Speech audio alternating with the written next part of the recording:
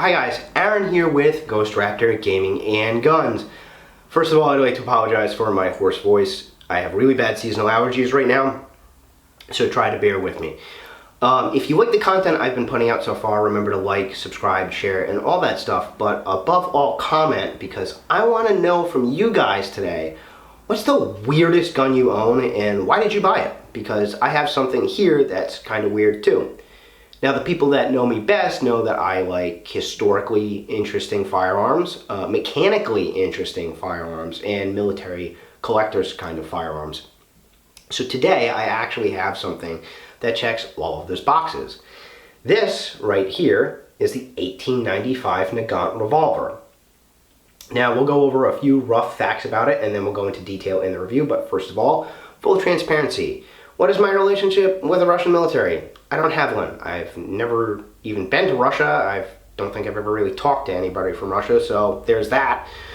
I actually got this gun from my father for a birthday gift when I turned 21. I am 34 now, so I've had this firearm for a very long time. I've put a lot of rounds through it, and I thought it would just be a fun little review that we could experience together. So, this gun is chambered in the 7.62 by 38 millimeter rimmed cartridge, which is a really interesting cartridge unto itself, and in here I'll just insert a picture of it. As you can see, it's quite unique in the fact that the projectile is really far down in the casing, and that's for a very specific reason we'll get into later. Now, the gun itself weighs 1.8 pounds.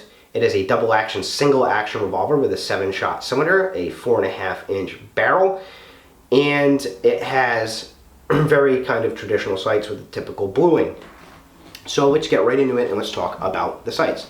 It has a very typical front side blade right here with a little bit of a hard ledge to it, which presents a much better, cleaner sight picture than more of a traditional style rounded sight blade that was popular at the time. The rear sight is right here in the top strap. It is fixed while the front blade is windage adjustable. The sights overall are fairly fine. However, equal height and equal weight are easy to achieve, and you can get really good accuracy from these sights with the right loadings if you do your part. The 4.5-inch barrel is in the white on the muzzle for some reason, I don't know why, and it has a traditional rounded crown to it. I didn't have any issues with rusting or anything like that from the barrel being in the white at the muzzle. I'm not sure why that decision was made to leave it that way, but here we are. Now, the ejector rod. It's located right here under the barrel. Your ejector rod assembly is right here, and it is abysmal. I don't know why this was the case. I understand that the gun was designed in 1886 by Leon Nagant in Belgium. However, I don't know why the Russian military decided to stick with that ejector rod assembly for a couple different reasons. Typically what happens with militaries is firearms are sent to them for testing and evaluation to try and get a contract to be adopted. What typically happens is some of them are outright rejected, and some of them the military in question is interested in, and then the military says, well, we'd like to see this change or that change on the firearm, and they send it back to the manufacturer and say, hey, can you make these revisions, make the changes, and then send the firearm into us for further testing. Excuse me. Now, the other thing I don't understand is that at the time, the Russian military actually knew what American firearms were like. They had experience with them. In fact, their prior service revolver was a Smith & Wesson No. 3, chambered in .44 Russian. This was an American-produced, top-break, automatically ejecting revolver. It was a really good gun, and they really think, in my opinion, they took a step back on this one in a lot of ways. So the ejector rod assembly, and by way of comparison, we have this Ruger Nuvicero chambered in .357 Magnum, previously reviewed. Go check out that. It has a loaded ejector rod, or I should say spring-loaded ejector rod. So what happens here is you depress your ejector rod, and as you can see, it comes out the back of the cylinder and kicks out your loose casing. When you let go, the ejector rod, being spring-loaded, pops automatically back into the forward position, like so. Then you can turn your cylinder, depress it again to eject the next empty casing from that chamber, and then release it again. The Russians didn't request that this have a spring-loaded ejector rod for whatever reason, and instead went with the original design, which is abysmal. So your ejector rod is here.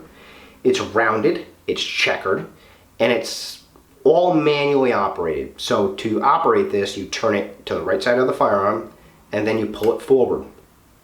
Then you take this whole assembly right here, and you pivot the bottom out to the right of the firearm. You also have to have your loading gate open, obviously, as it is a gate loading revolver. Then you push your ejector rod back manually, and as you can see, there's already problems. If you don't go to the proper adjustment or the proper setting, there's like a couple clicks here. That's it right there.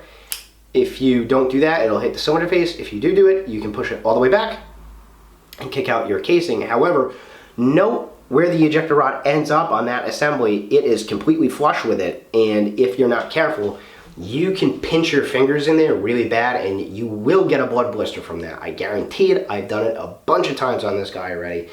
It's a really awful ejector rod assembly, and again, I don't know why they decided to go with that. As a side note, if you look at the front of the frame right here, right behind the ejector rod assembly, you will note the cylinder pin. You can pry that out with a screwdriver for disassembly or reassembly. Unfortunately, I'm no longer allowed to show you that due to YouTube's regulations, so there will be no more disassembly, reassembly of firearms on my channel as part of the review. Moving back from there, we have our 7-shot cylinder. Now I should talk about there. It does always spin freely to the right, whether or not the loading gate is open or closed. And of course, your loading gate is right here, where you can manually insert your rounds one at a time. Put a round in, turn the cylinder. Put a round in, turn the cylinder. When you're fully loaded, close the gate, and you're ready to fire. And the opposite for unloading, obviously, with that terrible ejector rod assembly. So, let's talk about our hammer. Our hammer is long. It has a steep ledge to it. It is checkered on the top for its traction. It's a very good hammer. I like it a lot. And then the one note here is that the firing pin is like really just loosey-goosey. As you can see, it's got a lot of play in it. It's just kind of free-floating. I'm not sure why that decision was made. But it is a good hammer. I like it a lot. It's very ergonomic. It's very easy to cock the gun manually or decock the gun manually. The trigger guard is elongated. It is slightly enlarged, and you can get a glove finger in there, no problem. The grip is a 4-panel wooden grip. It's checkered all the way around, and you can see a small panel here. You have your 2 side panels, and then of course you have your back strap, which goes all the way up. It's a really nice touch. It's checkered, really nice grip, and it does have a landing loop here if you want to put a leash on it. One of the things I really like about the grip is it reminds me of a lot of like early semi-auto handguns with very, very thin grips. You get a very good purchase on this grip, and it just feels really natural in the hand. Overall ergonomics and balance on this firearm are actually phenomenal. I like it a lot. Now, let's talk about the trigger. But we can't get into that just yet because we have to talk about the really interesting mechanical parts of this revolver. This is a gas seal revolver. There are very few of those produced, and this was definitely the most popular one. And the interesting thing about that gas seal system is how it works. So, the idea here is if you look at the front of the cylinder face, you can see some milling. Now that milling at the front of the cylinder face is designed to wrap around the forcing cone, and using that specialty ammunition that I already showed you, it creates a gas seal, so there's no cylinder gap. How this works is when you pull the trigger double action or just cock the hammer single action, it locks the cylinder into position, and then that goes right over the forcing cone. When the round is fired, that projectile expands the casing and pushes it into the forcing cone, creating a seal so there's no gases coming out of the traditional cylinder gap that would be here. Now the cylinder gap is gone and all the gases go out the barrel. Now this was done for one specific reason, and that was to increase muzzle velocity, to increase terminal ballistics on target. However, there's a lot of interesting side features because of that. cartridges were black powder. This kept all of the black powder going out of the barrel and not back into the cylinder or anything like that, fouling everything up. So the gun ran really clean, was very durable, and very easy to maintain. Another great feature was that the revolver could be suppressed. So back later on throughout the Cold War, the Russian military, particularly KGB, would bring this front sight blade back, thread the barrel, and then put a suppressor on it for their clandestine missions, and it was very popular among its field agents for that reason. Very quiet, very reliable. The only thing about this system that really kind of sucks is because, excuse me, because of that cylinder walking forward, it directly affects the trigger pull weight. And the trigger pull on this thing is really atrocious. So let's take a look at our double action trigger pull. So what you'll note right here is there's just a touch of take up, about 1.5 millimeters, and then it is a long, extremely heavy trigger pull. This thing literally weighs in at 20 pounds. It is by far the worst trigger I've ever felt on any firearm ever. It also makes sight alignment next to impossible.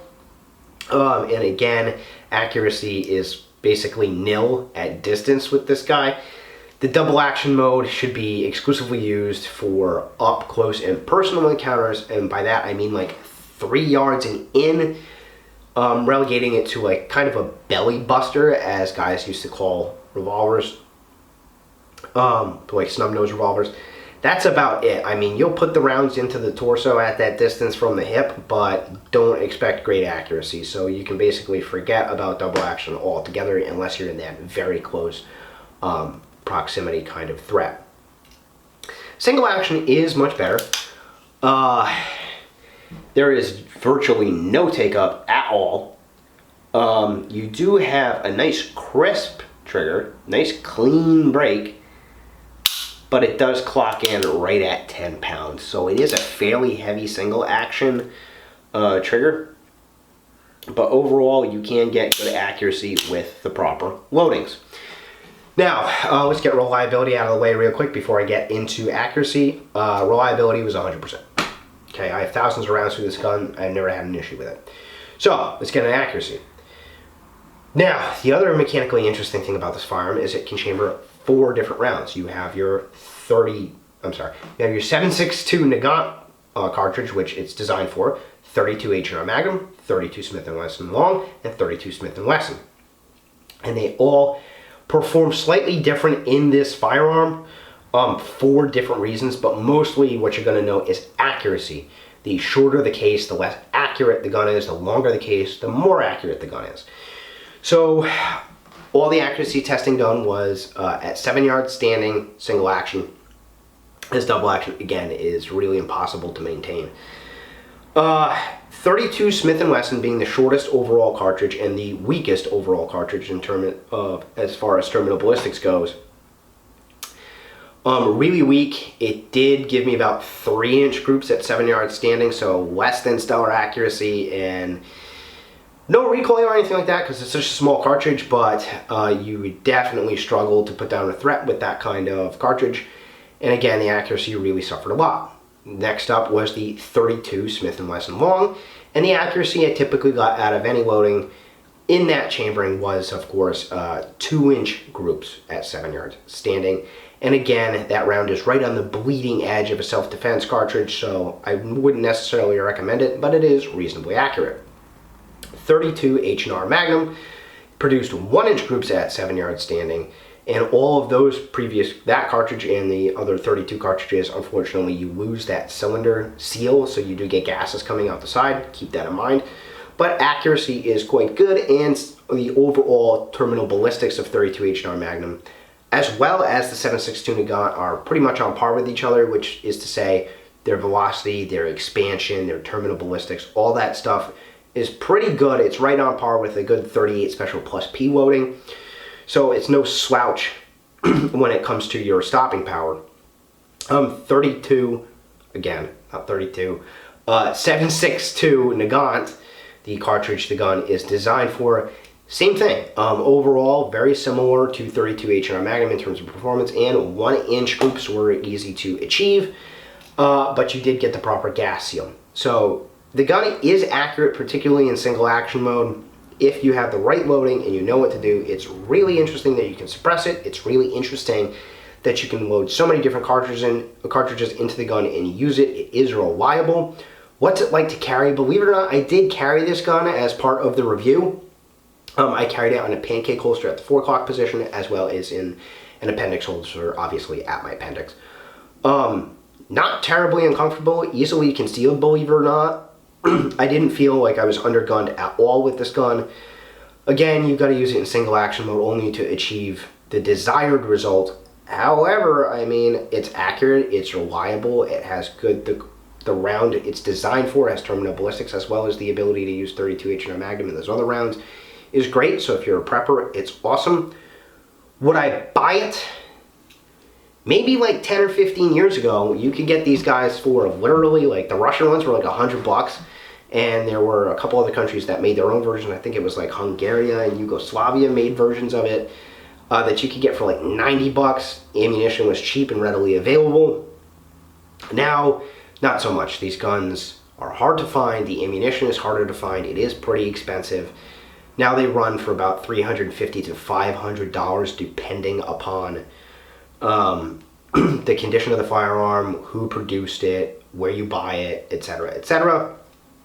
But they all typically come as a kit with a canvas holster, cleaning rod, and what I like about the holster is it does have these ammunition pouches right here for an additional 14 rounds if you want to carry them.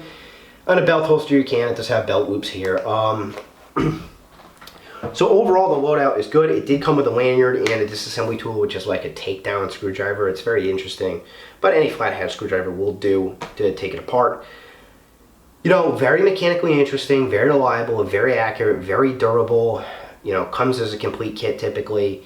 So again, that 10, 15 years ago, they were definitely worth getting into. Now, I don't know, but they're super historically significant. They're super mechanically interesting. I actually like the gun a lot, despite its shortcomings. I won't get rid of it. Definitely won't get rid of it anytime soon anyways. I'm just really into those mechanically interesting guns. I do adore this little gun, and I do shoot it a couple times a year, so take it for what you will. It was just a fun, little, interesting review for me to do for you guys today. I hope you enjoyed it. Remember to like, share, comment, and subscribe. Housekeeping note, I'm probably ditching Patreon and going directly to Buy Me a Coffee. I gotta set that up still, just moving forward, because I'm not getting too many patrons. So I'll go to Buy Me a Coffee. It's a one-time donation thing. Just donate whenever you want, a couple dollars here and there. It really helps out the channel for all the costs for running the channel, the firearms, the ammunition, the targets, fuel to get to the range dues, all that stuff that allows me to bring you this content. That kind of support goes directly back into the channel, so I really appreciate it if you could do one of those things.